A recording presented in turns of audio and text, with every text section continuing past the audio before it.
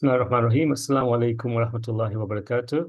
Welcome everyone, and thank you for joining us at this very important time in your Hajj journey. Alhamdulillah, we've navigated a lot over the last couple of months, and we're at the final stages where many of you have now got your tickets issued or about to have them issued. Visas are coming through. Alhamdulillah, alhamdulillah. We're just days away before that first flight. In fact, the first flight is on the 26th of May.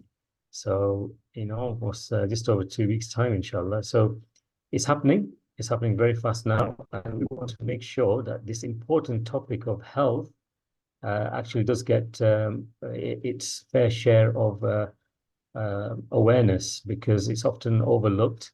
It's the one that will really either make or break your Hajj as well.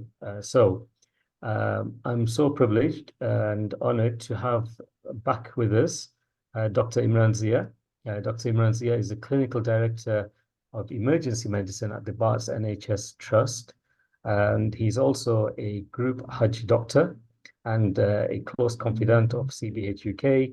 Alhamdulillah, he's written a fair number of articles relating to Hajj as well, which we will share after this webinar. So welcome, Dr. Imran. How are you? Alhamdulillah. Jazakallah khair for asking. Alhamdulillah. Assalamu alaikum wa rahmatullahi wa barakatuh. I'm well, thank you. I'm well. Alhamdulillah. So without further ado, let's make a start, inshallah. And the way the technology is, Doctor will be will cue me to change the slides, so I'll do that remotely here. Over to you, Dr. Imran. Okay. Bismillahi wa salatu wa salamu ala Rasulullah. That's why I'd like to thank Allah subhanahu wa ta'ala for giving us, hopefully all of us, the opportunity for performing Hajj in 2024. I just want to remind myself, as well as others, that the Hajj is like many marathons. We're towards the end of this first marathon. The first marathon is from the moment you intended to go Hajj up until the moment we arrive in Saudi Arabia. And sometimes when you're running a marathon, the last mile is just the most painful. So waiting around for tickets, waiting around for visas, waiting around to get those last bit of preparations, but inshallah, it will all go well. So quickly moving forward, I'll just move forward into the presentation. The presentation I have divided into 3 sections. It's preparations before you arrive in Saudi Arabia, and then I divided into a little section that talks about matters that you may wish to know about healthcare in Saudi Arabia. And then most importantly, I'll concentrate on issues that you are likely to face in Saudi Arabia, especially during the days of Hajj. I'd like to give my own experience. I've been not just a Hajj, a doctor. I've been a Hajj guide for the best part of over definitely over a decade, nearly approaching 2 decades. And so all of the information that you're about to receive is being from a huge number of years worth of experience. But I fully recognize there may be people in the audience that have a greater level of expertise in certain fields than I do. And by all means, if there's anything I say in this presentation that you disagree with, please, please, please, I take no offense. Please free to go with what you feel is right. But I'll just echo that this is based upon many, many years worth of experience. So Rashid, if we kind enough to move on with the slides. A couple of quick things is that everyone should know the only mandated vaccine is the ACWY. All of you should have it, and you need to get that if you haven't done so. There is another couple of vaccinations that you should consider. We're not in the flu season, but pneumococcal, hepatitis A, B, tetanus, COVID, so on and so forth, they're no longer mandated. However, if you are at risk, I would encourage you to speak to your GP and get them done. Next slide, please. Now, this is an important slide because I think people sometimes just not recognize what they should be doing with respect to their existing medical conditions. If you have an existing medical condition, and that means anything from asthma, diabetes, heart problems, heart attack, you've had heart attacks, you've had strokes, so on and so forth, or you're taking any medication, please, please, please take a letter from your GP outlining what medications you are on. Take plenty of medication. It's not uncommon for luggage to get misplaced. Remember, there's up to 2.5 million people. Each person will probably have 2 pieces of luggage. That's 5 million suitcases. 5 million suitcases for a period of time you may end up losing those suitcases. So please, please, please pack your medicines in your hold luggage as well as your hand luggage. Keep plenty of medication with you. And if you have an existing medical condition, there's a couple of things which I advise all of you to do, but please make sure you give the people accompanying you this piece of information. If you have a serious medical condition, please make sure that you have your hospital who deals with you and their information, your consultant's name, the hospital's contact number, and your hospital number. I'll give an example of this. We had somebody with a renal transplant a few years ago, and anybody that's had a kidney transplant or any transplant, for example, they will have abnormal blood results, which will be normal for them. However, in Saudi Arabia, if the doctors do not have access to those records, they'll be treating pretty much blinded. So please make sure any serious medical conditions, you have your hospital details, your hospital number, your consultant's name, and every correspondence. But give that not just to yourself, keep it not just with yourself, but keep it with your travel companions. It is important they have it, because should you get unwell, then you may not be in the situation you can tell them where they can find that information. And in the past, I've been in Mina and I have phoned a hospital from Mina and I've got vital pieces of information. So that's existing conditions. A couple of quick things we'll just whiz through really quickly. Please deal with all dental issues before you go. Make sure you have a spare pair of spectacles. I would encourage people not to use contact lenses unless they really have to. A bit about wheelchairs. If you need a wheelchair, take the wheelchair with you or take your walking aid with you. Although you can buy them from there, the issue is buying them from there. You may not get them readily available. And if you do buy a wheelchair, every wheelchair will look exactly the same. If you do, however, take a wheelchair and it's a specialist wheelchair for yourself, for your companion, whoever it's for, I would encourage you to take one of those bike locks with you, especially in Mina. What will happen is people are not trying to steal those wheelchairs, but they look pretty similar and they may need it in an emergency. So if your wheelchair is specific for you, please take one of those bike locks with you, bike chains, and lock your wheelchair when it's not in use. Other simple things, folding chairs can be purchased in Saudi Arabia, umbrellas, very, very useful. The temperature there will be really, really high, and I'll talk about the temperature in a little while. Light colors are best, and use plenty of sunscreen. Make sure it's unscented and without perfume. So that's a bit about the early preparations. You would more than likely have been told to do to start taking your steps in, to start making sure you do enough steps. My advice is, I don't tend to tell people do 5,000, 10,000, 20,000 steps. I think do what you can do. But what I would say is do walk regularly and start walking from now, even if that's half an hour walk every evening. Start doing that and start building up. Use your footwear that you are going to be using in Hajj. Please don't pack them for Hajj and take them out for the first time, because that's a recipe for disaster and you may end up getting blisters. For those that are diabetics and footwear, I would tend to avoid the traditional, what I call the Pakistani sandals, which go between the big toe and the adjacent toe, because getting feet infections is quite common. And the last thing you want any diabetic to do is to get foot infections or any infections if you can avoid it at all. So please, please, please make sure that you get good fitting footwear. Moving on, a couple of other things that you need to be wary of is controlled drugs. We've had instances where patients, for whatever reason, they may need to take morphine-based drugs. That means things like codeine, codidromol, cocodamol. And you cannot get codeine in Saudi Arabia other than from a hospital. But I stand corrected, you can get sulfadine. That's probably about the strongest codeine you're going to get. But codeine in the UK can be prescribed by the GPs, and often people in the UK have 30 milligrams of codeine, even 60 milligrams of codeine, dihydrocodeine. These drugs are not available in Saudi Arabia. So should you need them, please take them with you. Take a letter from your GP if you are on them, and make sure you take enough for the duration of your whole journey. And once again, I would pack some in your hold luggage and some in your luggage you're taking on the plane. A few other preparations, especially for diabetics. There are plenty of diabetics. There's plenty of medication for diabetes. However, for diabetes, people always ask, what should I do about traveling with insulin pens? There's something called the Fryo device, which we'll go into. It's freely available. It's very easy to use. It comes in various sizes. You can purchase the Fryo device. It's anything between 10 to 20 pounds, and it will keep the insulin pens at the right temperature for up to 24 hours. When you're in the days of Hajj in Mina and Arafah and so on and so forth, this will be extremely useful for those periods.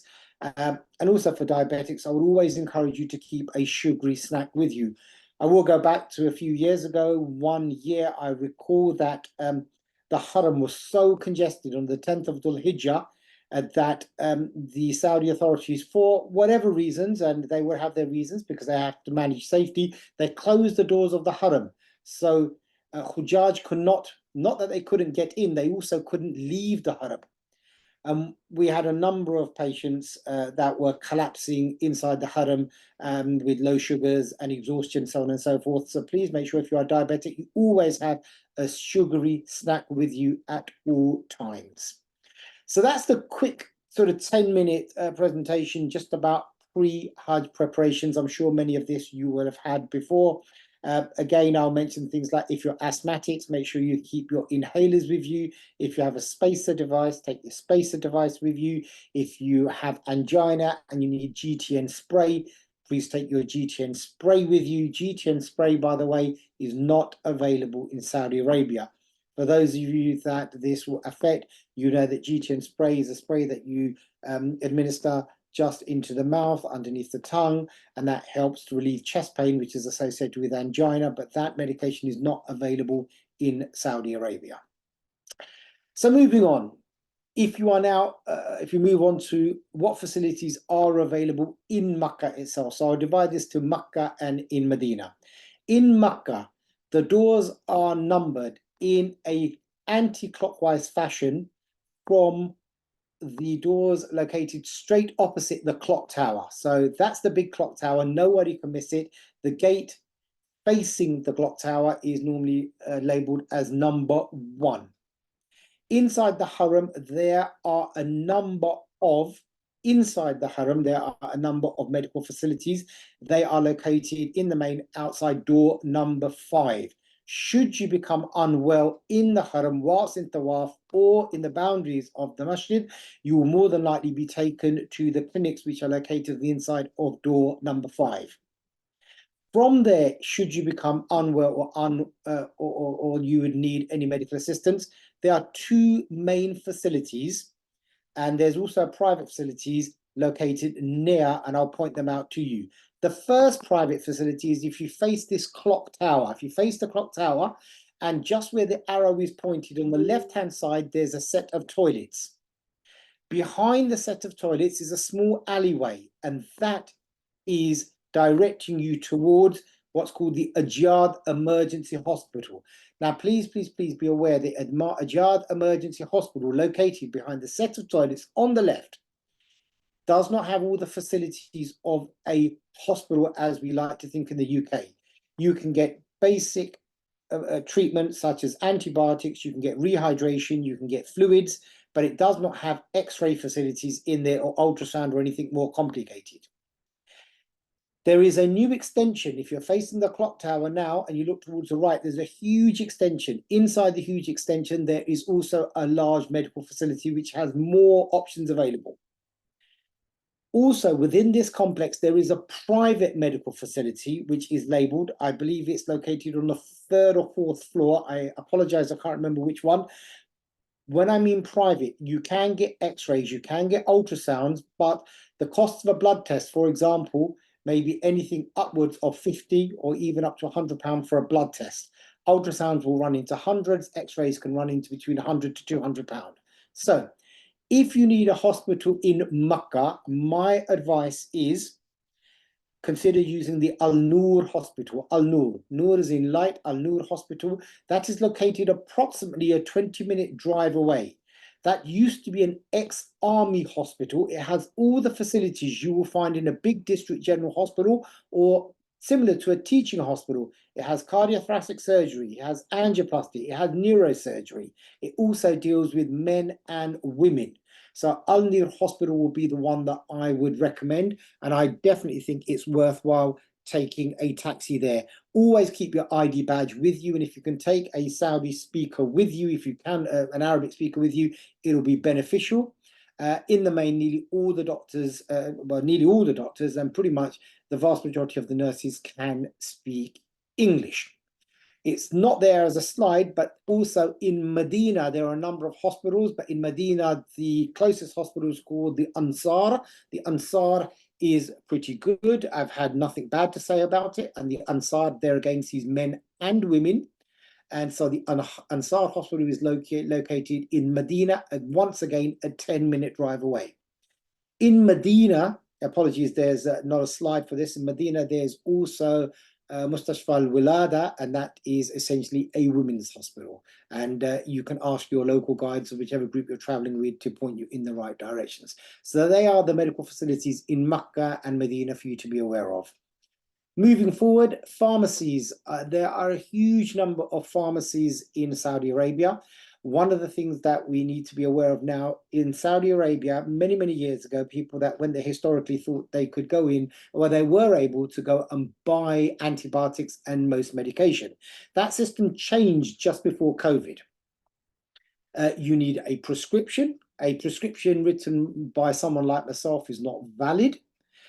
You would need to have a prescription from a Saudi registered doctor for many medications, including antibiotics.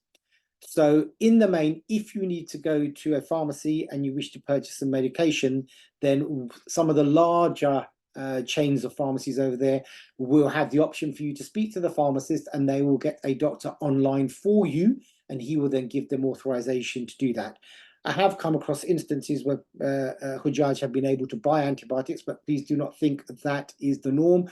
If you need antibiotics, then I would suggest that you take them with you.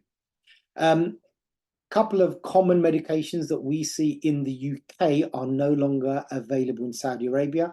Flucloxacillin is a very common antibiotic used for skin infections, not available in the UK. Chloramphenicol, which is used as an eye ointment, is not available. Not available in Saudi. Chloramphenicol is not available in Saudi. Piriton, which we often see here, which is used for allergic reactions, not available.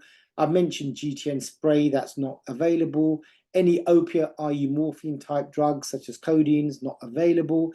And Imodium, you'd think Imodium would be. Imodium was banned in Saudi Arabia a few years ago. I believe this year it's being made available in pharmacies. So I'm happy to stand corrected this year if someone would like to update me. But as of last year, it was still not available. So if you have problems with loose motions, then you may wish to take some Imodium with you.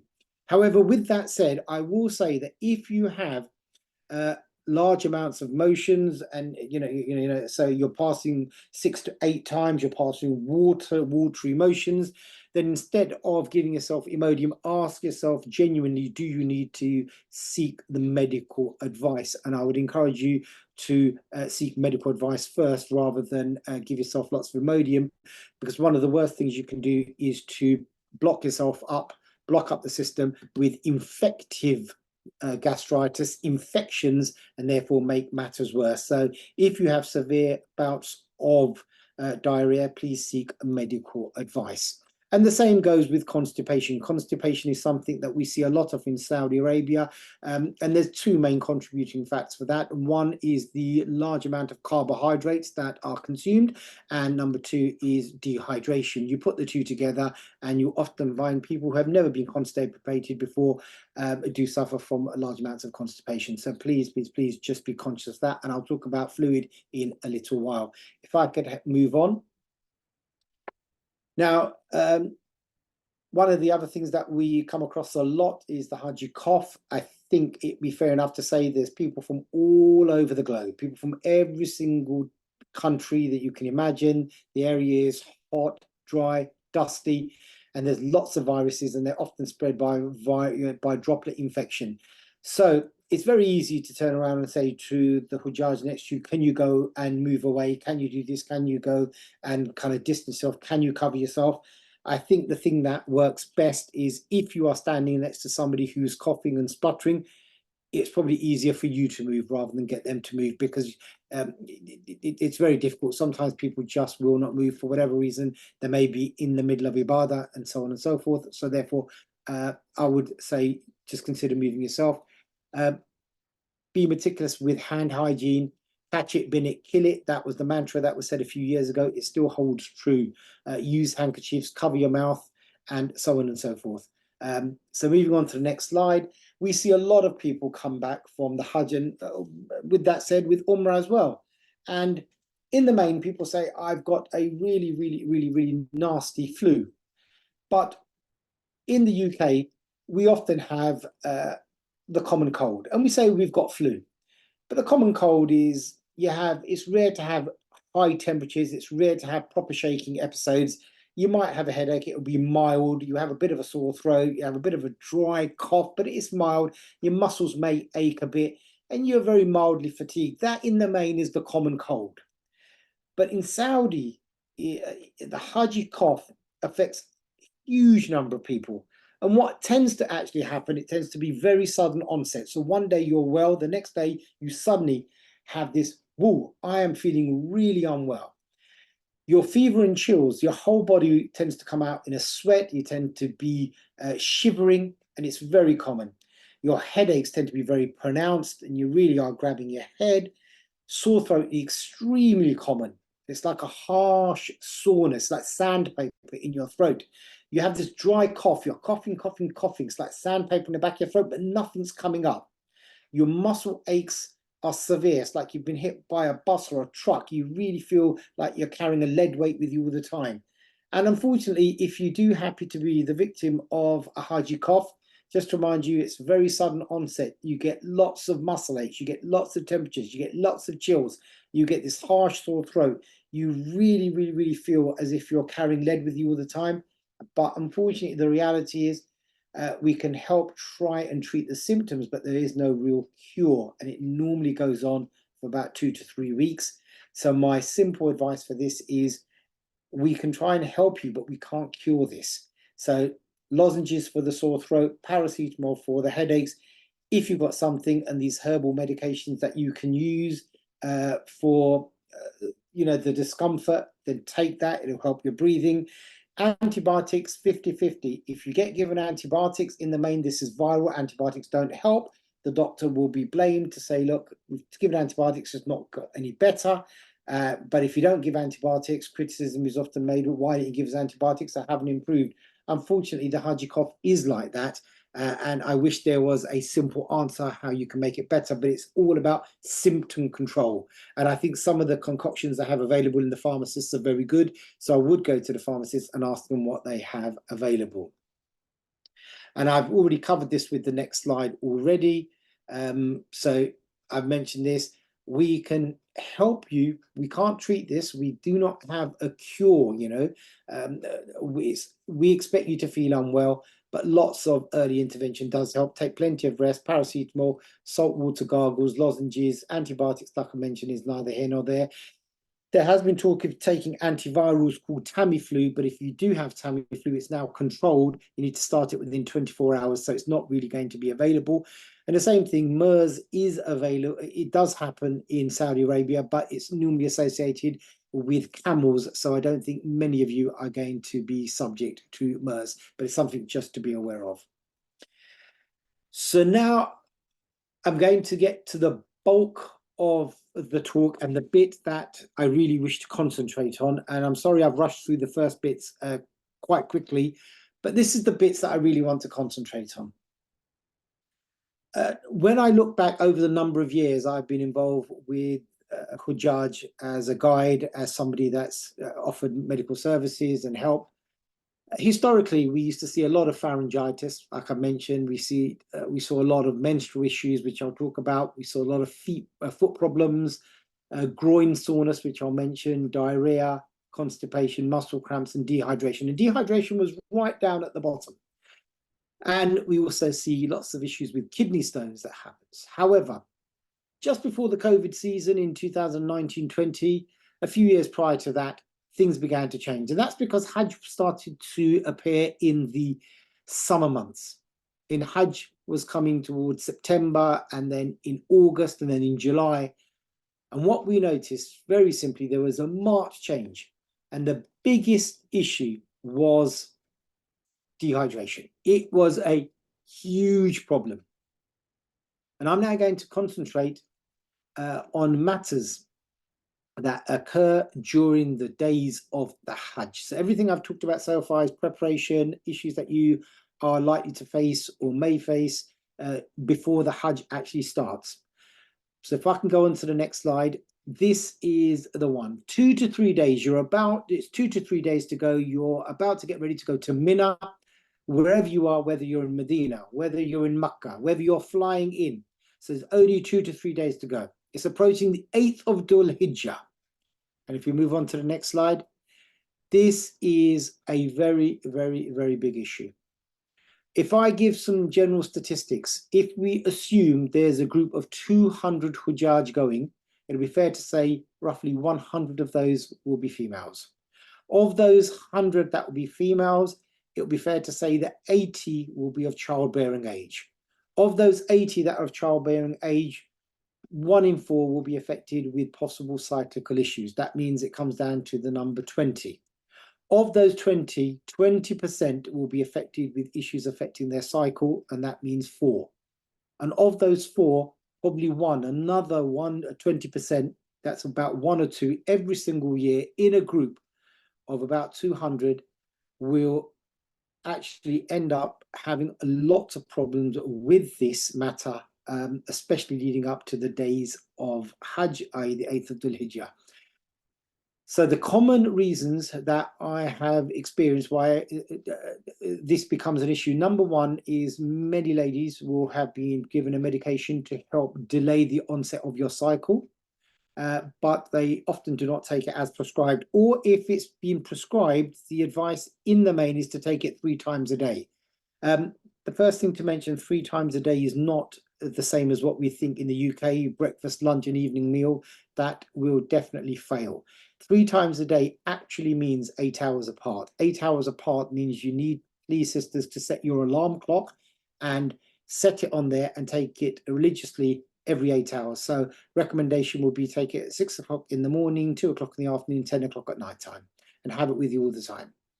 Unfortunately, what tends to happen is that it isn't taken as prescribed, and then understandably for sensitivity reasons, one sister will discuss it with another sister who will say, please take this tablet, it seems to work for me. And so there's a mixture of medications going on. Then someone says, okay, let's ask a female GP, and then the female GP will add in another form of medication. And then what happens is it all becomes a bit of a, it all becomes a bit mumbled and jumbled together.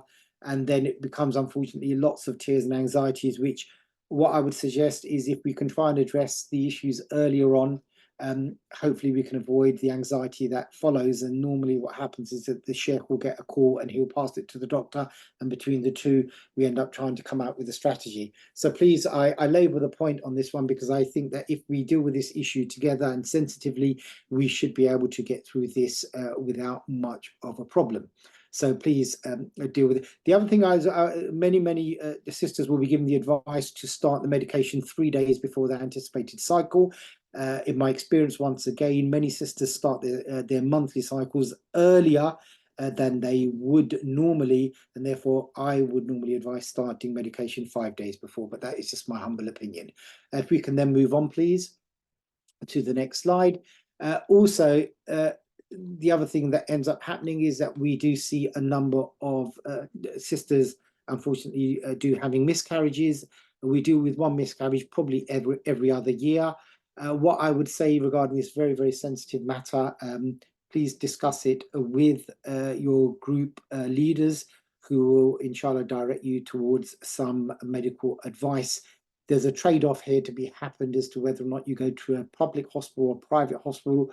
What I would say is doctors will respect your confidentiality, and feel free to reach out. I think these are delicate matters, and a degree of understanding the complexities of what happens needs to be gone through. So please reach out rather than hiding the matter or trying to deal with it by yourself. If we can now move on. So We're now in the days of Hajj itself. So we have, they're the main issues that start happening just before the days of Hajj are about to begin. So if we now move on, we've now approached the 8th of Dhul Hijjah.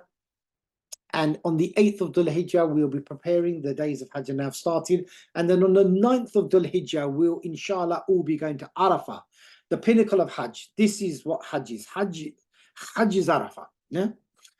And we go there, and it's extremely congested and busy. And then after Maghrib, we'll be going to Muzdalifah.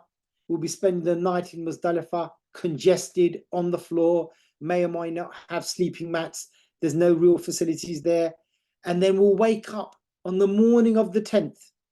And on the morning of the 10th, we will line up, we'll make dua, inshallah, and we'll start making our way back to Mina. And then we're going to be lining up. And this is a picture of people lining up, waiting to board the trains. Trains are fantastic, but that queue can extend huge distances. And I myself have been in that queue, I think, for about 4 hours. So there's a huge amount of waiting, and there's a lot of congestion. So just to go through it again, you'll be on Arafah on the 9th. The night of the 9th, you'll be in Muzdalifah. Then you'll wake up on the 10th. And on the 10th, you'll wake up, you'll make dua, and then in the main, you'll get ready to go back to Mina. And you may be waiting for the trains or your coaches. And that's a picture of everyone squashed like sardines on the train getting back to Mina. So moving on to the next slide, one of the things that we are seeing more and more of is the effects of heat. And I often get asked, Doctor, do you advise whether or not we should take rehydration supplements? And I'll talk about these in a little while. But I just want to go through the features of heat exhaustion. And the worst form of heat-related problems is heat stroke. Now, the Saudi authorities are very, very, very good at managing heat-related matters. In fact, they're probably one of the world experts in dealing with heat stroke. But we don't want anybody to have heat stroke. Heat exhaustion, what comes first? So you may get a mild headache, you may get dizzy, you may feel nauseated, you may even begin to vomit, your muscles may feel crampy, you may get a high temperature. If you have not drunk enough and you are out in the heat, that's signs of heat exhaustion. If that is not dealt with, we do not want anybody to go into heat stroke, which is where your body loses the ability to regulate its own temperature, where the skin then becomes extremely red, hot, dry. You get increasing amount of sleepiness coming in. You will start getting confused. There may be aggression. You may start arguing with people, and there's a rapid rise in temperature. So I'll move on to the next slide, please, if we could. This is what typically happens. You add in heat with exertion. You'll be walking a lot.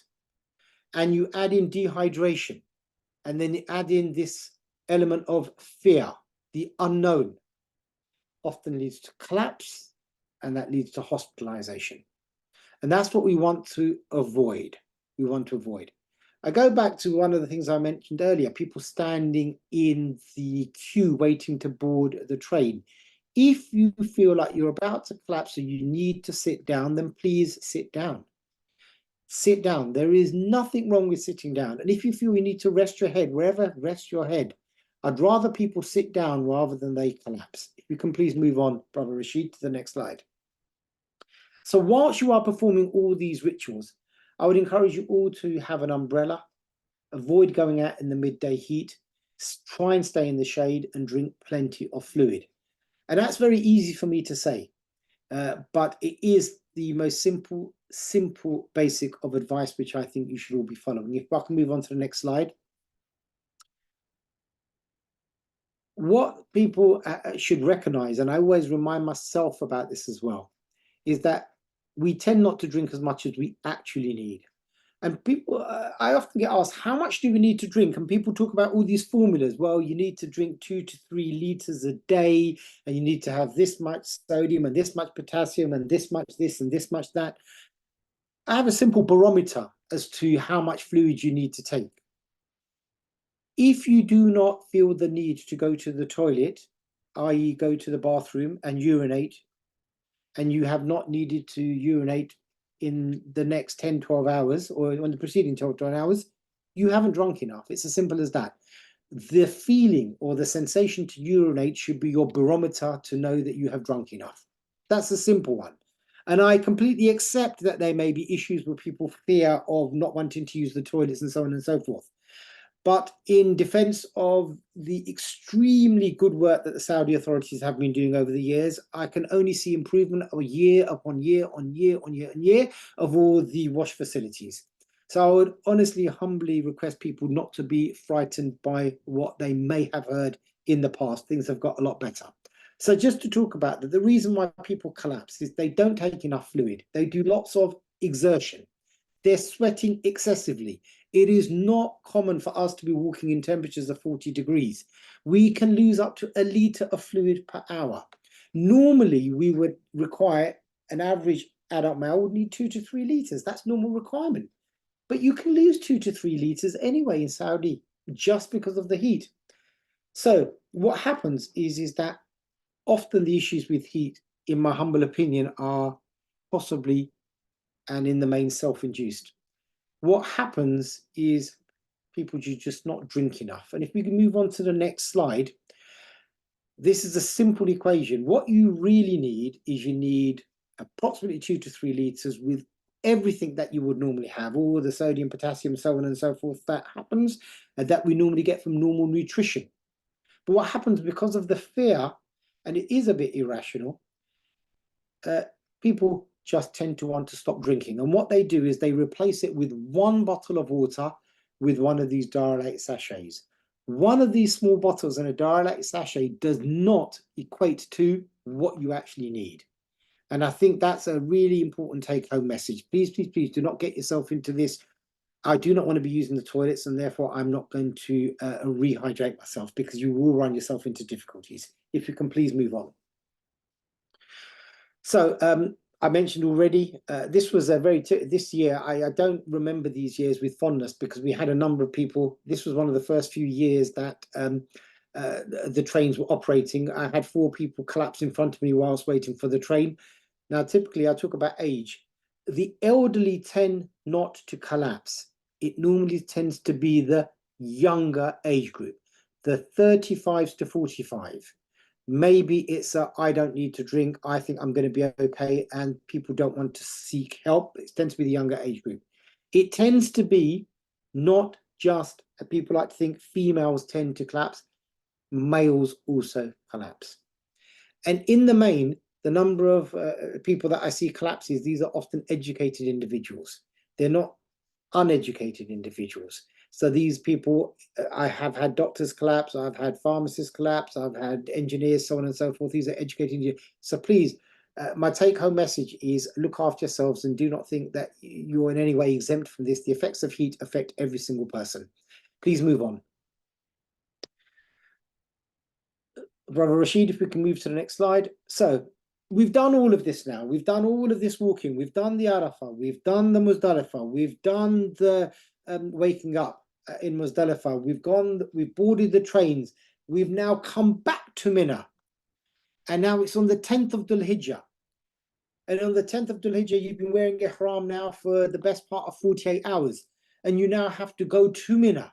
And in Mina, you have to perform a tawaf and a sa'i. And there's a huge amount of exhaustion and a huge amount of activity which is still yet to take place. And I'd like to just move on to the next slide. In the main, we've got a few slides over here. I'll give you another example of something that happened. I had a 45-year-old male. He'd only drunk 500 mils in the last 48 hours, and he'd only eaten 1 yogurt. And he says, I don't need to eat and drink, I'm fine, go away. He was severely dehydrated, he was rushed to the medical equipment. And by the way, he was a doctor. He was a doctor that should have known better. And we had to rush him in Mina to a hospital. He was severely dehydrated.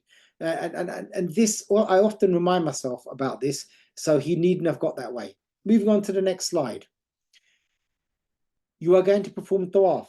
Tawaf itself could be 3 to 5 kilometers. The reason I say 3 to 5 kilometers, you may not be doing it in the mataf area, which is on the ground floor. You may have to do it on one of the upper levels. Sa'i itself can be 2 kilometers. You may yourself need to consider how you're going to get to the haram and how you're going to get back from the haram. I've put this as 2 kilometers, but many groups now will be encouraged to walk from Mina all the way up to the haram. That walk in itself, if you know the route, is 45 minutes. If you don't know the route, it can be up to 2 hours. All it takes is taking a wrong turn. There may be lots of standings. If you add up all of these kilometers together, that's 4 plus 2 plus 2, that's 8 kilometers. 8 kilometers, that's about 5 miles. That's the bare minimum. And I'd like you to concentrate on this particular slide. This particular slide shows a brother who's pushing a gentleman, an elderly gentleman, a brother in a wheelchair. The person that's likely to become unwell is not the one in the wheelchair, it's the one that's pushing the wheelchair. Many of us will be going with relatives who may need a wheelchair, but not many of us have the experience of being able to push a wheelchair, possibly, and we're talking weights of up to 100 kilos. So you're pushing a wheelchair with 100 kilo of weight. You may have the brother or sister on the wheelchair, and you have their bags, and you may have some rucksacks, and so on and so forth. And you may be in ihram, and you may be bent forward, and you're going to be pushing that wheelchair for anything up to 10 kilometers, and you'll be hunched forward on uneven surfaces. The person that will become unwell is not the person in the wheelchair, it's the person that's pushing. So please, a suggestion to both the people that will be like to be sitting in the wheelchair and those people that are pushing, please have respect for each other and work out how best you're going to do this and try not to overdo it. Heat can reach up to 45 degrees. So on the 10th of Dhul Hijjah, you'll be doing tawaf, you'll be doing sa'i, there'll be plenty of walking. Please pace yourself. If you can move on to the next slide, please. Your feet will take a bit of a hit. Your feet will take a really big hit. They may begin to swell. To try and keep them elevated as best you can, especially when you have times of rest. If you've got dry skin, moisturize them 2 to 3 times a day. Walk very carefully in the haram. Floors are extremely slippery. I remember being called, I think in 2019 or 20, an elderly brother who slipped on water outside the haram. And unfortunately, he slipped and landed on his pelvis, on his bottom. He, pedaling forward, he actually had shattered the whole of his pelvis, and he was unable to perform Hajj that year. That was a very sad incident, but just remember, please be careful walking in the haram. If you have excessive moisture, remove it quickly. Blisters, there'll be lots of issues with blisters. If you have a blister, the reason blisters happens is because you have got lots of pressure with a substance between the sole of your foot and a hard surface. So you've got the sole of your foot, you've got something like grit or sand, and you've got a hard surface, and you're constantly pounding. And if you constantly do that, you will get a blister.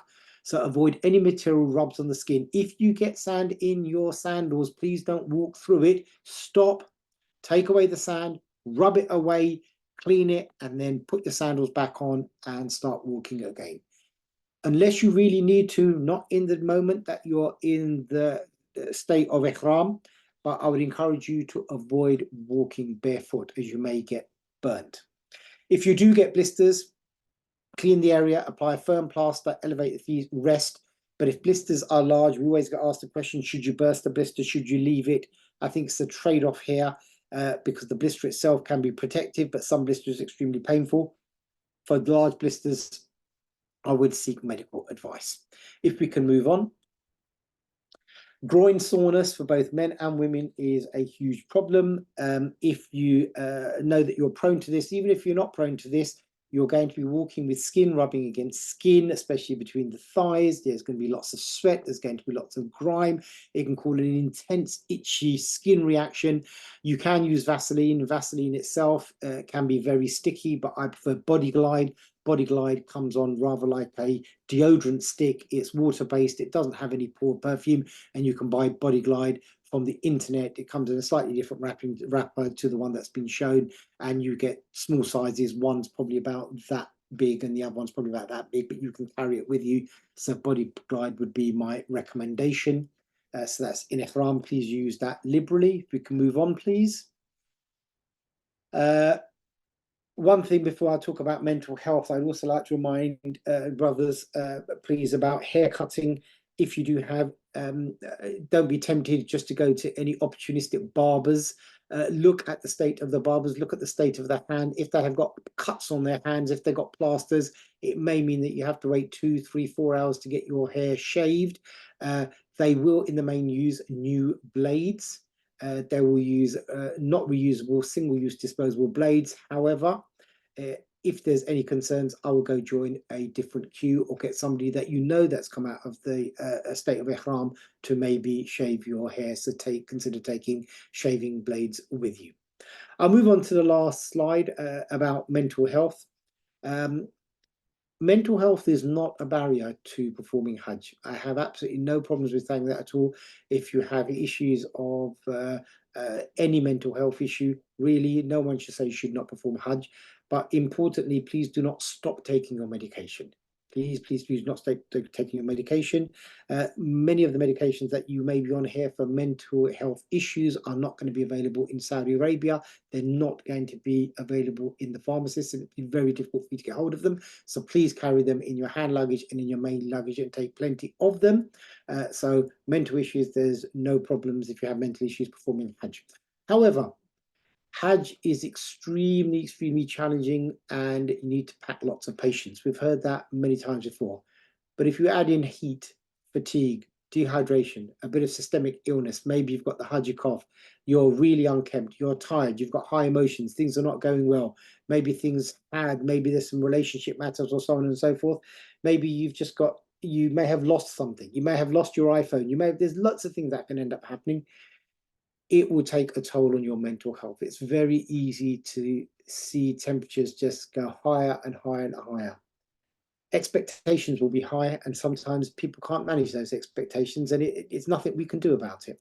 So what I would say is anticipate to have a degree of mental health fatigue. Pack lots of patience, really do slow down. Ask yourself, are you becoming irritable because there's lack of sleep, or you're unwell, or you're dehydrated? Rehydrate yourself. Pack lots of dua. Hospitals in the main for mental health issues they're challenging. So I would say if you can avoid going to the hospitals, do avoid going to hospitals. But if you do need to go to hospital because of a mental health matter, I would seek medical advice early rather than getting to this point that we need to go to a hospital. I think I always try and remind myself of the 6 essential Ps. This really hasn't changed in probably 20 years. If you have a prescription list of medication you are on, please take that prescription list with you. Take patient details. Remember your patient details. Remember you are the patient. Nobody knows your condition better than you do or your relatives do. But in Saudi, somebody else needs to have that bit of information. Paracetamol, paracetamol, paracetamol, please take it with you. It does work, it helps keep the temperature down, and it does make you feel better. Plasters, very simple things, take with you. Petroleum jelly, like I've mentioned, you can take Body Glide or petroleum jelly for the soreness. And if you can take a course of antibiotics with you, please don't go to your GP and say, Dr. Imran Zia on this talk says you must prescribe me penicillin. Otherwise, GPs will not be happy with me. But if you can get a course of penicillin, or if you're allergic to an alternative to take with you, it will be desirable because you may need to have it at hand in Saudi Arabia. I think I have rushed through pretty much most of what I wanted to say. There's always a lot more I can say, but I hope I've covered everything, and I hope this has been useful for those that have been listening. So with that said, I'm going to say Jazakallah khair for listening, and I'm going to hand you over back to Brother Rashid for some Q&As, and I'll leave Brother Rashid to decide how we're going to do this. So please, back to yourself, Rashid. Jazakallah khair. That was quite something. It was a quite good reminder for myself, and I'm sure many of you that are tuned in as well found that very informative. We'll start by taking a live question, if that's okay. If you want to ask a live question, you can just raise your hand. We've also got some in the Q&A as well, so I'll try and moderate them as well, so and quickly go through as many as we can, inshallah. We do have some time. We've got about just over 35-40 minutes, but we'll try and cover as much as we can, inshallah. So first and foremost, I'm going to ask Sister Zinat to speak and ask you a question.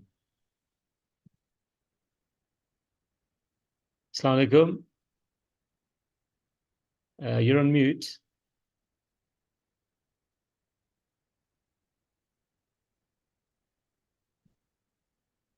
Sister Zinat. Assalamu alaikum. Can you hear me? Well, Sorry, I'm using my phone, so I was talking about with my notes as well. I've got a couple of questions because I do have health conditions and I'm on controlled medication. I have asked for a GP's letter, which they're gonna get done for me. I do have some questions regarding things like, are we allowed to use things like aloe vera for burns in case we burn? But also the hand sanitizer also has aloe vera. Is that something that's allowed? Because it's got things like leaf oil and fruit oils as well. Is that allowed when you're in the state of Ihram? Okay. One of the issues we do often get, as doctors, we often get asked fiqh-related questions, which really you need an Islamic scholar. However, I'm not going to just leave you without giving you an answer. I'm going to bring this all together. In the main, the vast majority of Hujjaj will be going for 2 weeks. And breaking it down, in the main, most of us will be doing Hajj tamattu, and so therefore you will be in a state of ihram for the first umrah for, in essence, 12 hours, maybe up to 15 hours. So in that whole of that 2.5 week period, you will be in a state of ihram for 12 to 15 hours. And then you'll be in another state of ihram for the 8th, 9th, and 10th of Dhul Hijjah. And most of us will be coming out of the state of ihram after about 48 hours, maybe 56 hours. So these are 2 distinct periods where all of the restrictions of ihram are going to be on you. So in the grand scheme of things of a 2.5 week period, we're talking a very short period of time. So number one, I would say that try and stay away from anything which is perfumed. Perfumed is something which has a perfume smell. So people often say, should we take X, Y, and Z? If it is perfumed, it is something that you would perfume yourself with because it smells nice, it's perfume. So stay away from it. If you wish to use anything on your skin, such as a moisturizer, and if it's perfume free, that will be best. But putting it into context, I'm not going to comment on aloe vera. Aloe vera probably smells like perfume. It's probably best to stay away. Hand sanitizer, there again, there's lots of hand sanitizers. Ones that are available without perfume, I would use those. And in the main, hand sanitizers have a medicinal smell. They do not have a perfume smell. I hope, sister, that's answered your question. So I have one question, though, brother, if you don't mind answering. Also, if I was to use like ibuprofen gel, that's just a medication, obviously, for my knees and stuff. Am I allowed to use that? Again, ibuprofen gel is a medicated smell as opposed to a perfume smell. So in my humble opinion, if you wish to use it, but it may be worthwhile just to switch, if you're not sure, to consider switching those gels. If you want to just switch to one of those heat pads. If you go to Poundland, if you're in the UK, if you go to Poundland, you can buy heat pads for £1.25 or £2. They work just as well and they last a lot longer. But if you're using it for a medicinal reason, if you're as a female, if you have a joint that hurts and you need to use a heat pad, then consider using a pad during all of your time there. Okay, sister, if we hand back to Brother Rashid. I hope that's answered your question. Barakallah fiki. Thank you for that. Please do use the Q&A as well, if we can't get through. We've got a question here from Amina. If someone suffers from eczema or severe skin condition, where they are required to apply medication, ointment, by GP, is it permissible even if it is scented? I think you kind of covered that with this question earlier. Scented medication. Yeah, I mean, in the main, most of the medication that is, most things most things have a scent. What scent should not be? It's like Domestos. Domestos has a smell to it, but it's not perfume. So we just need to ask ourselves: is it perfumed? Is it perfume, or is it something that has a smell to it? What's forbidden is perfume, but there again, I would advise you, if you're unsure, to seek guidance from your religious guide that should be accompanying you as part of the group that you've booked with. Back to yourself, Brother Rashid. I'll call on M's iPhone to ask a live question. Do you want to unmute yourself?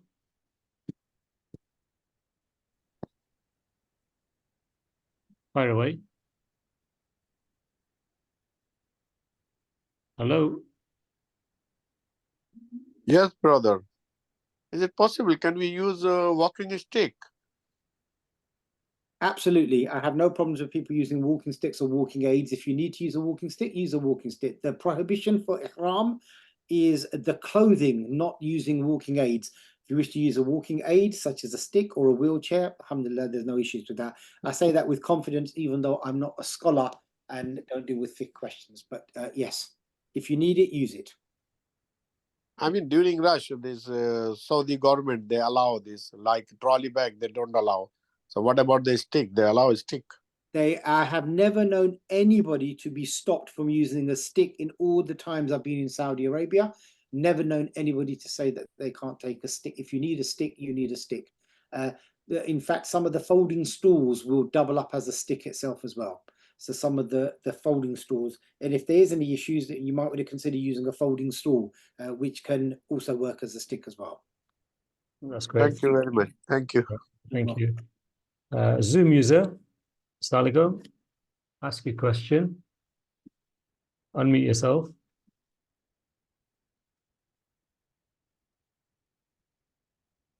I think this is more of a fiqh-related question. Can we use alcohol products during ihram or in the state of ihram as long as it's fragrance-free? Well, I would probably say consult your local scholar on that. Depends what products are you referring to as well. I think that's the same thing. If I could just say, that's probably sorry, I got distracted with a something. Apologies for that. But yes, I would say take a fiqh opinion on that, please. Can you please expand on kidney stone issues? Okay, kidney stones. When we use the word kidney stones. In the main, the stones are not in the kidneys; they're in the tube between the kidneys and the bladder. That's the bit that causes pain. So it is as the stones migrate from the kidney along the small tubes that go towards the bladder, or sometimes they're in the bladder and they exit from the body, it causes intense amount of pain. And we can't stop kidney stones from occurring. However, if you are prone to having kidney stones, then the thing that you really need to do is try and get them addressed beforehand. However, what makes you more predisposed to having them is dehydration. So really, you need to make yourself sure that you're hydrated. Kidney stones, if they do occur, depending on their size, and they do vary on size, the smaller they are, the mainstay of treatment is really to flush them out of the system with rehydration. So if you do suffer from kidney stones, number one, take lots of painkillers. Number two, well, try and get the diagnosis confirmed, but the mainstay of treatment will be rehydration.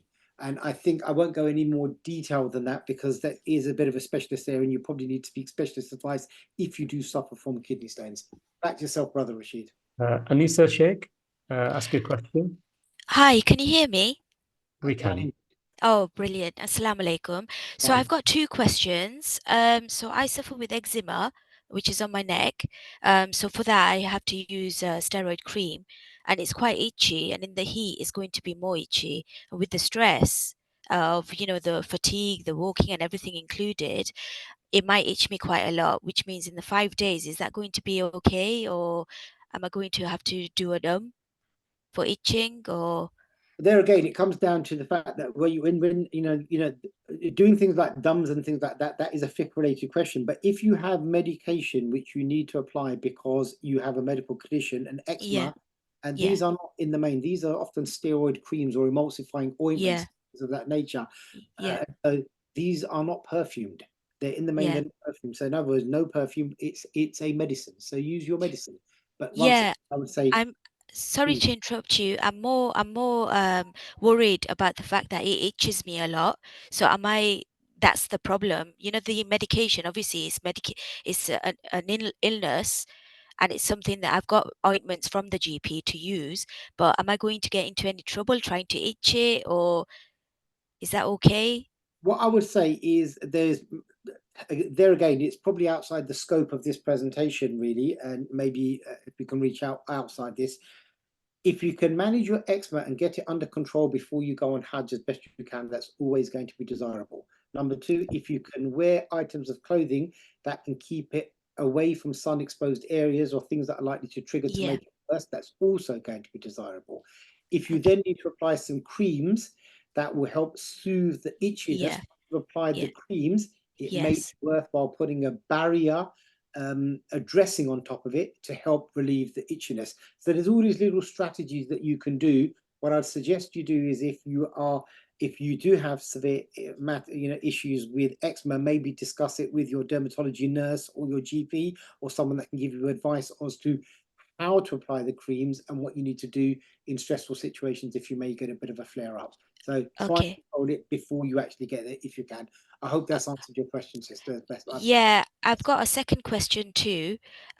So, is cetearyl alcohol in a product okay to use during ihram, which is fragrance free, for a sunblock? So it's to do with acne. So it's a requirement that I've got to apply it. If it's a requirement that you need it for medical reasons, then I don't have an issue with that. But all these ingredient matters and things of that nature, I would say it's better to ask a sheikh, because I'm not going to give a fatwa on medical alcohols being in certain medications and things. That would be wrong for me to do so. So if you don't mind, I'll park on that question. Okay, Jazakallah for that. Barakallah Jazakallah. Barakallah feek, inshallah. Okay. Thank you. Thank you. Thank you. Can we wear a face mask and knee support? I'm assuming this is in the state of ihram. We often get asked this question, and this question has come up again and again and again. In the COVID season, it was mandated. You had to wear a face mask. I don't believe that has now been mandated this year. And I was there in Umrah a few months ago, so I don't believe it's mandated. There again, I think this falls in, well, there's two ways to look at this. If you feel comfortable wearing a face mask in the 90% of the time that you are not in the state of ihram, like I mentioned, you're in the state of ihram when you're doing your umrah with Hajj tamattu, and for the 2.5 days you're in the state of ihram from the 8th, 9th, 10th of Dhul Hijjah. That is the numerator on a denominator of 15 or 16 days. So you're talking about 20% of the time, maybe even less than that, plus or minus a few days. The rest of the time is not an issue. If you wish to wear it, you can wear whatever you like. If you wish to wear face masks, then I would say that if there is an absolute medical need and you have a respiratory condition or so on and so forth, then that's a medical reason, then that would be the exception. But for issues of that, I would say seek the advice of a religious scholar who will be able to advise you. There again, with knee supports, if you're a sister and you're wearing it, you need a knee support because you need it because you have an unstable knee, then you wear the knee support. It's like any other treatment. I think these are similar questions that are coming in about the use of Vicks and heat sprays like, these muscle relaxants. Anything with a scent, just be mindful that it's forbidden in the state of ihram. So again, if you're on these kind of medications, please do consult your local imam or mufti that will be accompanying you, inshallah, in your group. Moving on, can I have anodine painkiller tablet in ihram? There's no problems with anodine painkillers. It's a painkiller. People take paracetamol, anodine, codeine, so on and so forth. No problems. How to avoid Hajj cough? We've covered that in the presentation. Is there anything else you want to add on that, Doctor? No, I think we will not be able to cure the Hajj cough, but all we can try and do is to help relieve the effects of all the symptoms that you're going to get. We can try and make it a bit better for you, a bit more comfortable, but expect to feel unwell. But let's try and get you in the best shape we possibly can. And just to remind yourself, paracetamol, lozenges, salt water gargles, plenty of rest, hydration, and things of that matter. Like that. What is the best to prevent chafing? Chafing, like I've mentioned, I personally prefer Body Glide, which is what I've used, but Vaseline or any creams that will help add in, help prevent, chafing. So Vaseline or Body Glide would be the two that I would recommend. How many times do we need to take electrolyte tablets a day? I've covered this already in the presentation. I do not advocate to anybody you need to take X, Y, and Z number of electrolyte tablets a day. What I will say to everyone is be sensible, understand that what you need is the equivalent of 2 to 3 liters of fluid plus nutrition. That's what you need. What it must not equate to is I'm only going to drink 500 mils of water with a couple of sachets. In the main, I do not believe that you need to be extreme in trying to dehydrate yourself for fear of using the bathrooms. In the main, most of us will be staying in hotels. Most of us will have access to our own bathrooms in the hotels. We'll be going to pray 5 times a day. We will know when we're going to have access to bathrooms and rest facilities and so on and so forth. Therefore, there's no reason in the main where we should be thinking, I'm going to use this as an alternative to proper nutrition. So my advice on that is be sensible with the way that you conduct yourself, you know, in the days of ihram and outside ihram. We will pretty much in the main be around where food facilities will be available and rest facilities will be available. Please. A very important question from a sister. She has PCOS, so she has irregular cycles. How can she take the medication to stop her menses 3 to 5 days before when she does not know when her cycle will be? What would you recommend in this case? Again, without going into details, because there's lots of factors to factor in with this, and it would be unfair of me to ask a medical history from you on live on this seminar. However, the general principles are, there are 3 types of medications that you can consider taking to stop your cycle. There's essentially the pill, which is contraceptive. And there is something called the mini pill, which is a contraceptive, but you only take it once a day, and it carries with, and it's normally used for ladies that have risks of having lung clots, or have had clots before, or who are slightly overweight and challenged with, you know, body habitus and size. And then there's the third one, which is the one that is often prescribed. With PCOS, there may be other considerations that we'd have to factor in. So what I would say is, in your particular instance, you need to discuss the matter at the earliest opportunity with your GP, so your GP can understand the necessity for you to be menstrual cycle free.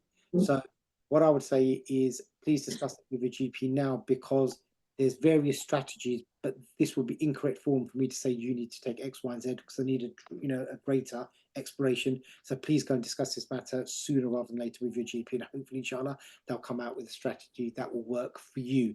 And that advice will be specific for you because you have an ongoing medical issue. Please go ahead. Next question, please. Which energy tablets are recommended?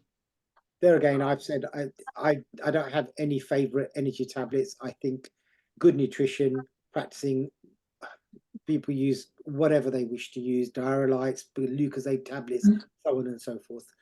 So I'll withhold my own opinion on that. Does penicillin need to be refrigerated? No. Are women allowed to wear a mask like we all did during COVID? I'm assuming this is in a state of ihram. I think we've covered that.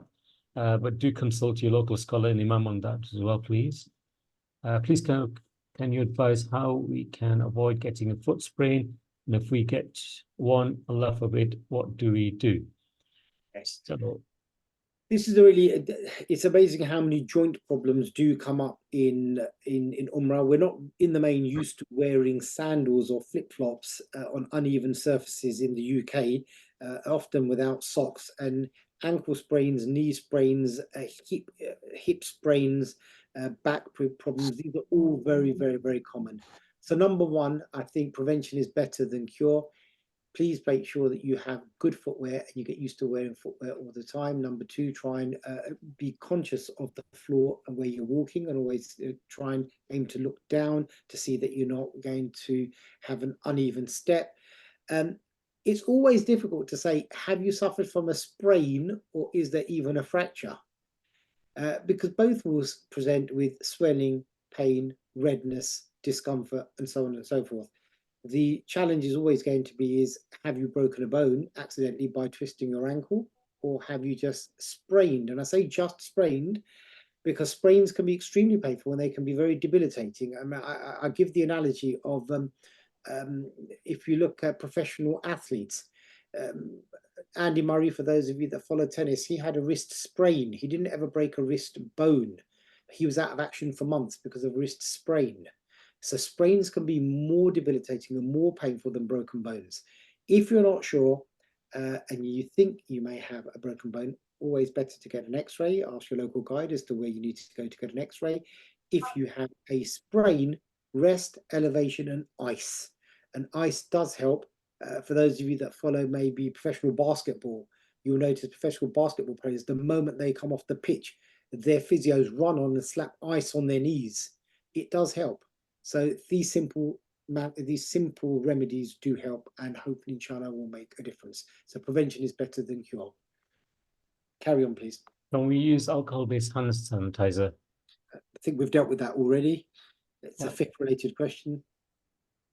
The doctor was going to speak about electrolytes, but I don't think he did. I think you covered that anyway. Is there anything else you want to add? No, I think there again, it's very, very easy for someone to say, I advise you to take X, Y, and Z. I'm going to reinforce the same messages. Prevention for dehydration is better than trying to take lots of electrolyte tablets. In the main, many of us are going to be in hotels. Many of us will be in air-conditioned environments, and therefore we will be able to anticipate when we're going to be out in the sun, when we're not going to be out in the sun, wear shades, use umbrella, use sun creams, and obviously in the state of Ihram that it doesn't apply. But eat and rehydrate yourself sensibly, and that is be my advice. Thank you. I'll take a live question now And from Zahid. Sorry, can I just add that one there? People often say to me, do I take, and I've been asked, do I take supplements? And I believe I've only ever taken supplement 1 year, and I've been doing this for very many years. And that was 1 year where I was actually unfortunately quite unwell. So I do not take supplements myself. So I don't use Diarylite or anything myself, but that's not to say that it shouldn't be used. So I won't give advice to people as what everyone is very different. So I think for that, you need to ask yourself what you need to do to keep yourself healthy. We've got 20 minutes, so cracking on very well. Brother Zahid? Okay, Jazakallah, thank you very much. So quick question, 2 questions, 2 quick ones. I think they are missed out with amoxicillin, the antibiotics. Obviously, with the doctor in UK, they will not prescribe without any prescription. How can we get it on a private prescription, or has to be through NHS? Okay, so I'm going to give you the very pragmatic answer to this one. I'm going to give you the reality of how it works on the ground. Your GP is absolutely right. No one should be prescribing antibiotics for anybody without any real medical need. And that's normal medical science. That's the normal medical practice that we do. Your GP, if you have a good relationship with them, you can ask them or call upon their good nature, but they're under no obligation to give you antibiotics. Number 2, you can ask for a private prescription for which you would have to pay for, and there's no reason why that would not be one way of doing it. Number 3, it's one of the things that I've come to identify and realize is, over the number of years, if within your group you ask someone, does somebody have a course of antibiotics, the number of hands that go up is amazing. So I think so many people have antibiotics in Saudi Arabia, it's not difficult to source.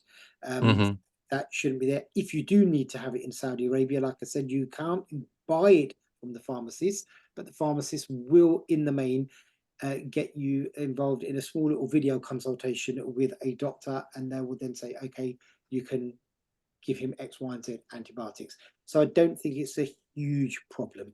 So I hope that's covered all the avenues in which you can get antibiotics.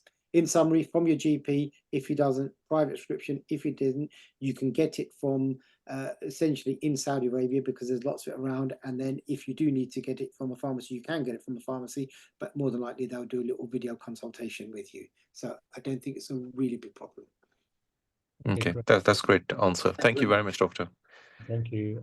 What's the best way to deal with swelling that occurs in the legs and arms? Okay.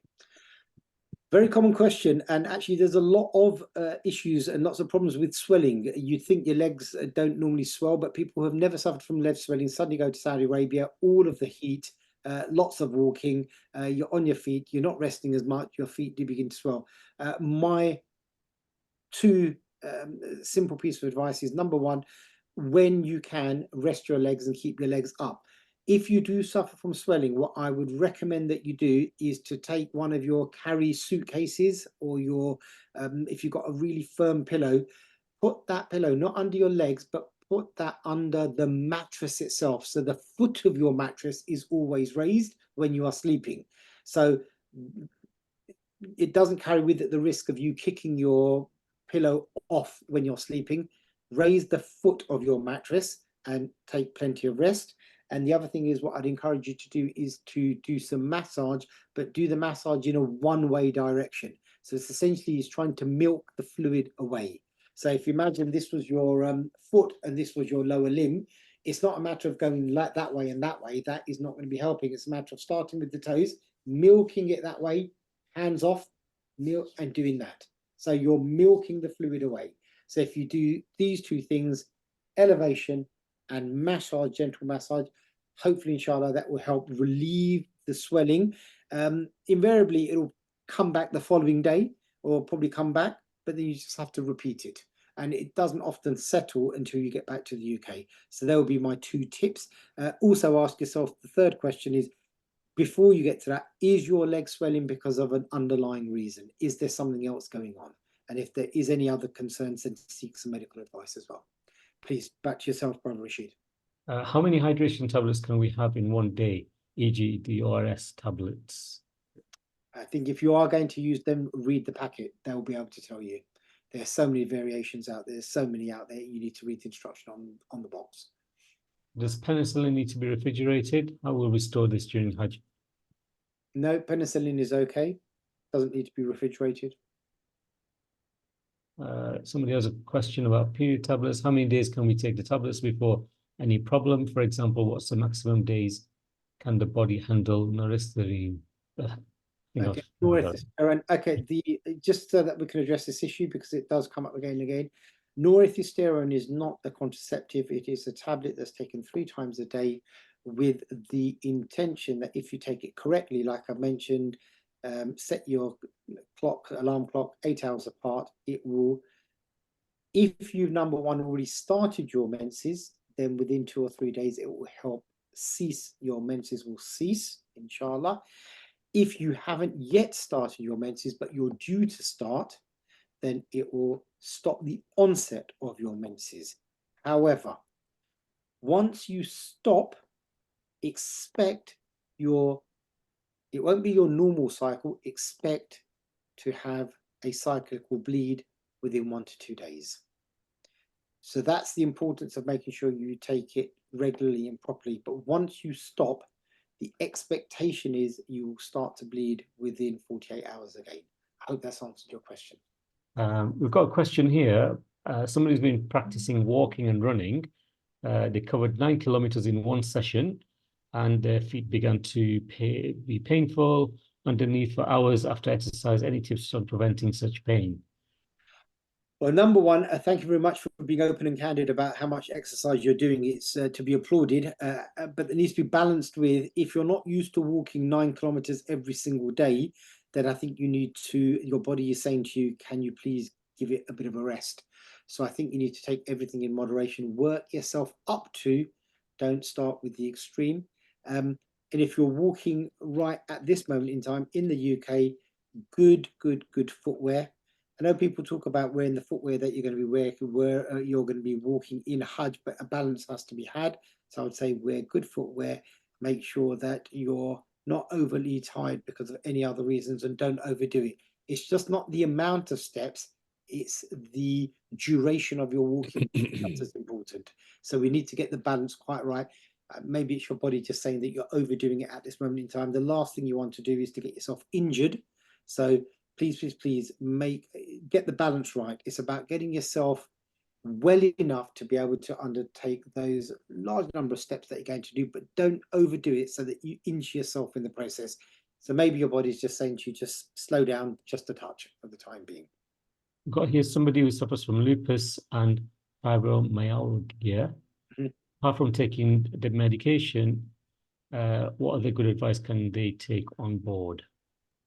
There again, I think lupus is one of those conditions that you really need to speak to your specialist about. It does sometimes make you prone to clots and things like that. So therefore, there again, like I mentioned already, for specific medical conditions, it's also always best to discuss this with your GP in the first instance. Everything I've said in this presentation, remember, is generic advice. It shouldn't be constituted as specific advice for you per se.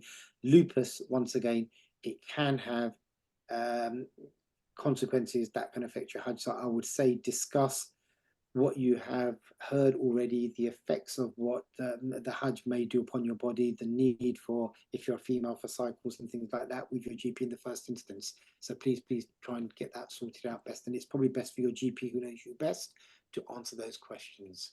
There's a few that are coming in regarding food poisoning. I'm not sure why. We really should be even thinking about that at this stage. But what kind of tips can we give the Hujjaj regarding avoiding falling prey to these kind of, food poisoning during the days of Hajj? Funnily enough, I will go a few years ago. We think that this is an issue. A few years ago, a brother rang me and said, I'm with a group at the moment, and we've had a huge number of Hujjaj suffer from severe bouts of vomiting and diarrhea. And it was so severe that in the end, I gave them the advice to say, call in the Hajj ministry. And they did. They called in the Hajj ministry.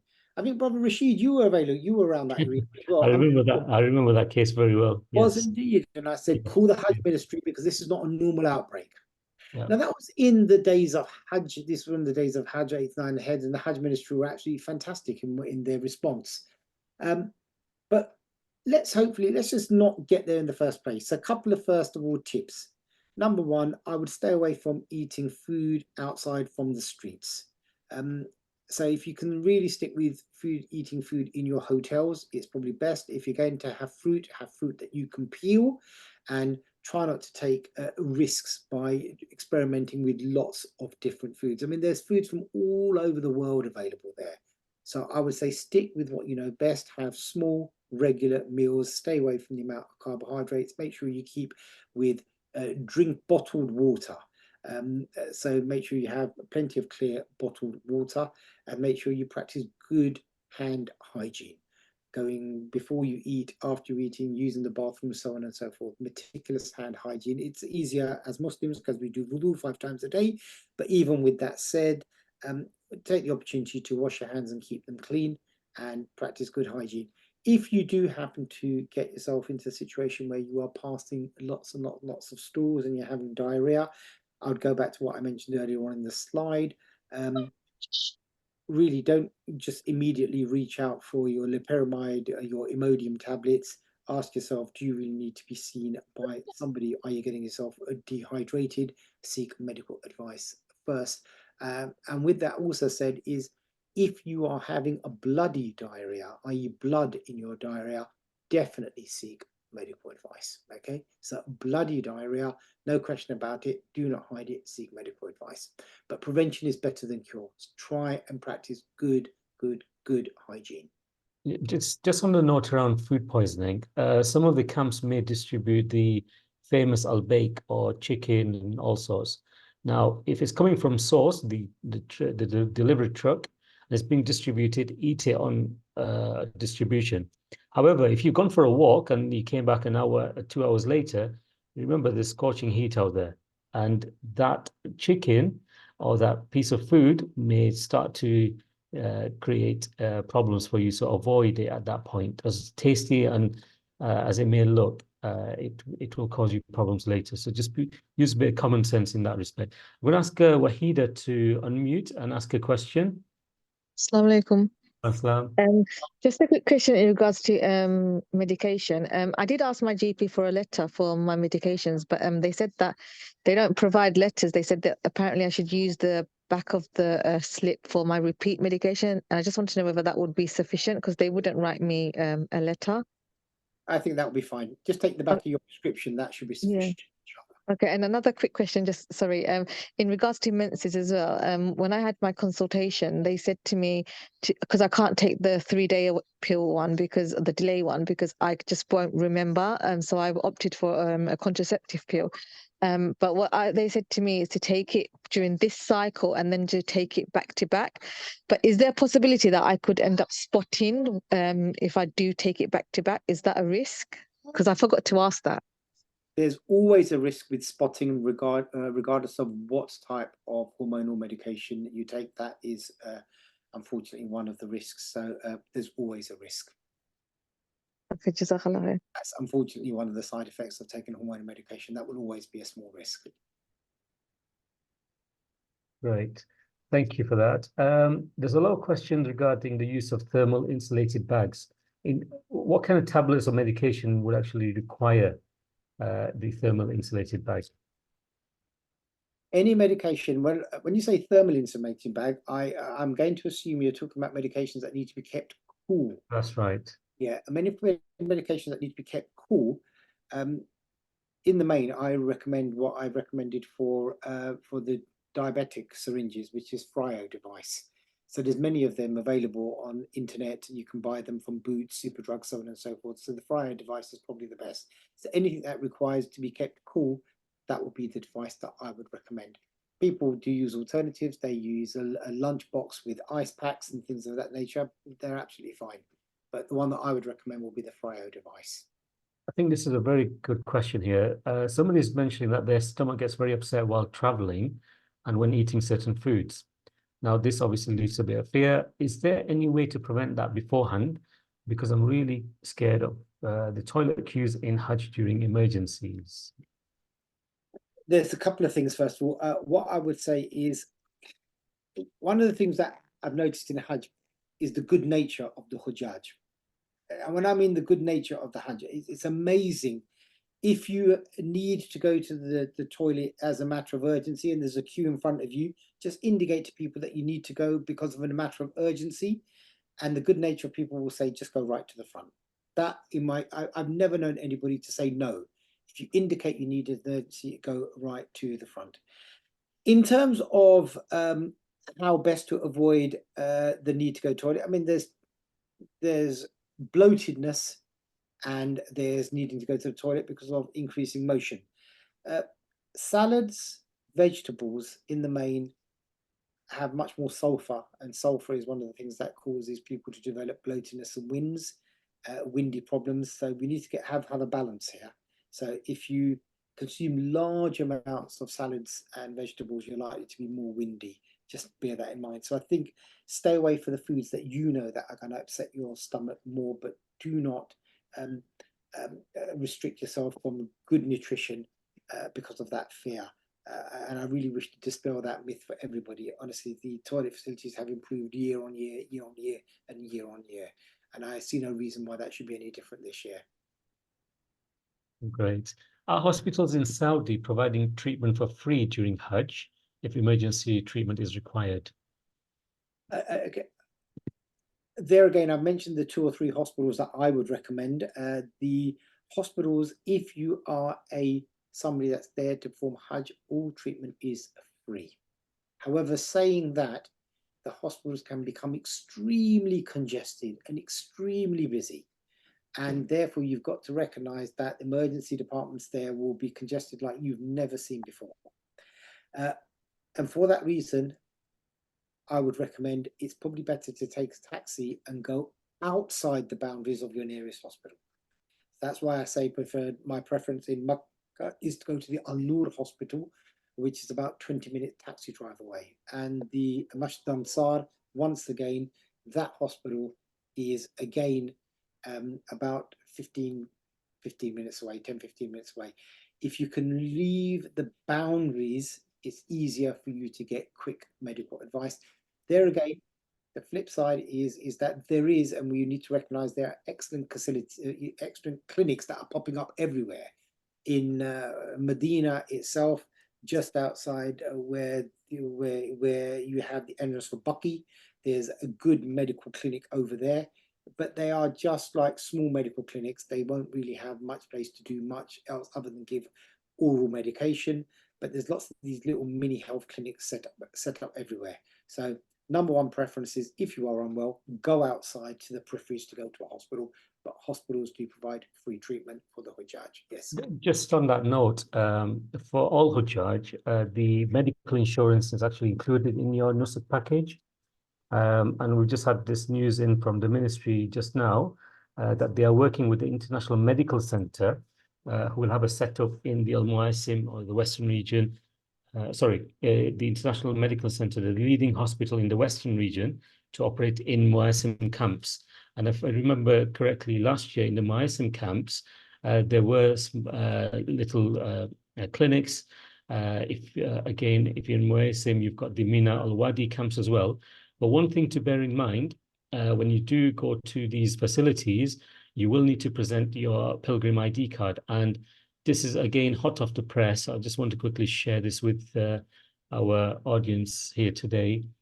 This is the new Nusuk card, as many of you may have already heard or will be hearing about, which will be issued to you when you arrive into Saudi Arabia, inshallah. You must wear this at all times. It will contain all your data that is required to quickly identify you if you were to attend a clinic or a hospital, and as well as providing you support as well. So this is just a little sneak peek. In addition to this, your Hajj providers may also issue you a ID card between now and transit all the way into Saudi Arabia. So do wear that as well. Okay, so an information first for you all. I'm not sure if you saw that, Dr. Imran, but that's the new Nusuk card. Alhamdulillah, mashallah. Brother Rashid, there's probably about 50 odd questions in the There Q&A. is, and we've got about, we've come to the end. Few minutes, shall I whiz through them as quickly as I can, so that I'll try and cover all of them. So I apologize if I just go through that. Probably be the quickest thing to do and the fairest thing to do. So I'll read the question for everybody and I'll give my answer. Is rice the safest food to eat? Rice is safe. I'm not going to use the word safest, but it's a good carb. If you feel like eating rice, eat it, but make sure that you don't eat too much rice and carbs, because it can make you feel stodgy, and it's just like that. Someone, thank you very much for the seminar. Jazakallah khair for the kind words. Is it advisable to take your own medical and travel insurance? Once again, that is a fifth question. You are covered for all medical issues that arise in Saudi Arabia. However, just to put it out there, a repatriation from Saudi Arabia for somebody that has had a heart attack that needs to be medically evacuated or needs to have an air vac, the last I remember, the cost was £25,000. Okay, I just put that out there for everyone needs to make their own decision and decide whether or not they wish to take insurance, and that's a fiqh-related question. I need to go regularly to the toilet to empty my bladder. What advice has helped to reduce the need given the toilet situation in Muzdalifah? The toilet situation in Muzdalifah, I can only comment on the areas that I was in. Toilet in Muzdalifah has really, really, really improved. If you're going to need to use the bathroom, empty your bladder once, if not twice, with a break in Arafah before you leave. And then as soon as you arrive in Muzdalifah, which should be anything between anything from an hour to 3 hours later, use your bathroom there as quickly as you possibly can and do it once again before you go to bed. I don't think there's any medication I could give that needs to go deal with your GP. Someone also is once talking about a weak bladder. I've covered that already. Someone's also give what advice to give for someone who suffers from incontinence during the days of Hajj. This is a fiqh-related question, because if you have incontinence during the days of Hajj, then this is an illness, and Allah subhanahu wa ta'ala doesn't want to burden you for more than you can cope with. Please ask your scholar for some advice, and he'll be able to, inshallah, advise you. Please advise on the best way to treat and prevent leg cramps due to excessive walking. The answer is in the question. Leg cramps occur because of excessive walking. However, they also occur because of excessive walking and also with muscles that aren't used to walking, and also because of dehydration. So the best way to prevent cramps is, number one, to break up your walking into small segments if you can. 2 is to take a bit of rest, and number 3 is to keep yourself hydrated, and massages do help. There's a very complicated question relating to menses, which I'm going to park, but hopefully if you listen to the talk, it should have addressed nearly all the issues regarding menses. Tips for a pregnant woman during the days of Hajj. Pregnancy is not a reason not to perform Hajj. I haven't wavered on that. Obviously, I think that will be different if someone is 38 weeks just about to give birth, but anyone that's in 20 weeks or so pregnant, your body has rights over you. It tells you when it wants to rest. Respect your body and take plenty of rest. So my advice is to take plenty of rest, keep yourself hydrated, and call upon the support of other sisters and your partner, and so on and so forth there. But it really is take things easy. Try not to have too many different types of foods, and just be sensible in what you do. Do we need a doctor's note for all our prescribed medication? Always best to take a doctor's note with you. If you can't get a doctor's note, take your prescription, which has got that with you, because they will be able to recognize that. Any advice on health snacks to take from here on the days of Hajj? There again, take what you think that you would like to eat. There's no point taking something that you don't like. I know lots of people are having these healthy snack bars. If you like them, take them with you. They have plenty of those available there, but take ones that you actually like. I suffer from rheumatoid arthritis. It requires me to take methotrexate. Methotrexate is not freely available in Saudi Arabia. So if you have it, take it, use it. And unless it's something that needs to be stored in a fridge, I don't believe it does, take the advice from your GP, but take a letter with you for methotrexate. Someone's asked about storing medication in the heat, which we've mentioned. You should be able to use those Fryo packs. Is magnesium oil good for muscle pain? It sounds like a question my wife would ask me. I will refrain from answering that because I don't know. She uses it. Many people use it. Alhamdulillah, if it works for you, then use it. Should compression socks be used to help with swollen feet and legs? The issue with compression socks is they often don't go high enough and they act like a band just below the knee. So sometimes it can make matters worse. So what I would say is if you have swollen legs and feet, like I mentioned, elevate your legs, put a suitcase under the mattress, keep it elevated, and do the massage as I've mentioned already. A lot about what food should we avoid eating in Mina. I would say it's eat sensibly, eat packed meals that will be provided for you, eat hot meals, try not to leave them stored around. And if something looks as if it's uncooked or be left around, then leave it. How do we store normal medication in the heat? Well, if medication needs to be stored, the heat inside the camped areas, they normally have air coolers or air conditioning, so it shouldn't be a problem. There's one again about healthy snacks, one about olive oil. What good shoes are good for swollen ankles? I don't think it's the shoes that make a difference. I think it's your mobility, keeping your ankles moving and practicing those measures that I said, elevation and massage. Again, a question, it says, what medication is most effective for menstrual cycle? This is generic advice I've given. For specific advice, it's best to discuss with your GP. Paracetamol and ibuprofen don't need to be refrigerated. Just to clarify, did you say no sunblock during ihram? Sunblock, if it's perfume, should not be used in ihram. But again, a fiqh-related question. Someone was asking about divagestrol relating to the pill. We've covered that already. Someone said vitamin C. Vitamin C is always good. If you wish to take vitamin C, take vitamin C. Magnesium sprays come up again. Can we use hay fever nasal spray eye drops if it's needed for medical reasons? I don't see any reasons why not. When do you suggest taking period delay tablets due to stress and heat? Most GPs will say start 3 days before your period is due to start. My general advice is start 5 days before. The cycles tend to start earlier in the beginning, in the lead up to Hajj. There's another question regarding travel insurance. There again, it's a fiqh-related question. I've been given Provera. What are your thoughts on this? Provera is a menstrual delaying tablets. I think we've covered that already. Each GP has its own preferred tablet he likes to use. Is it safe to take methotrexate? If you take methotrexate because it's a prescribed drug and you need it, then take it. Someone's used Lanacane chafing with BodyGlide. I'm not familiar with Lanacane chafing. For myself personally, BodyGlide is sufficient.